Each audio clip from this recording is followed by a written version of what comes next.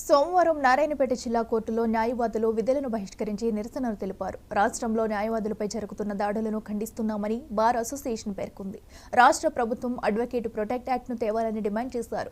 మున్ముందు దాడులు ఆపకపోతే పెద్ద ఎత్తున ఆందోళనలు చేపడతామని న్యాయవాదులు హెచ్చరించారు. ఈ కార్యక్రమంలో చెన్నారెడ్డి, కాళేశ్వర్, కుర్మనగౌడ్, రవికుమార్, హన్మేష్, వినోద్ కుమార్ తదితరులు పాల్గొన్నారు.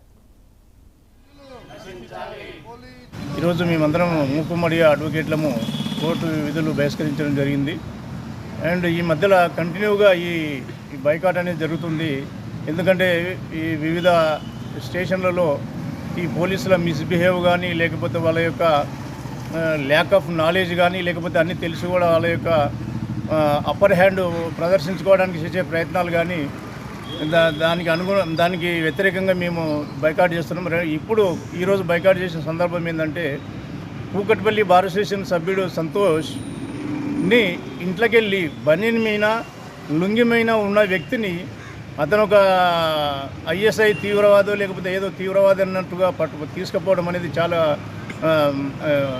ఆలోచించాల్సిన విషయము.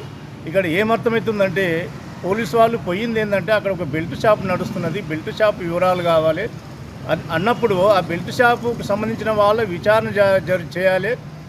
అక్కడ అపార్ట్మెంట్లో ఉన్న వాళ్ళందరినీ విచారణ చేయాలి. కానీ అందరినీ వదిలేసి ఎవరు దొరకకపోతే దొరికిన వాళ్ళనే బాధ్యులు చేసి ఈ విధంగా చితకా బాధడం కానీ, లేకపోతే పోలీస్ స్టేషన్కి తీసుకుపోవడం, ఇవన్నీ కూడా చాలా చట్టవిరుద్ధము.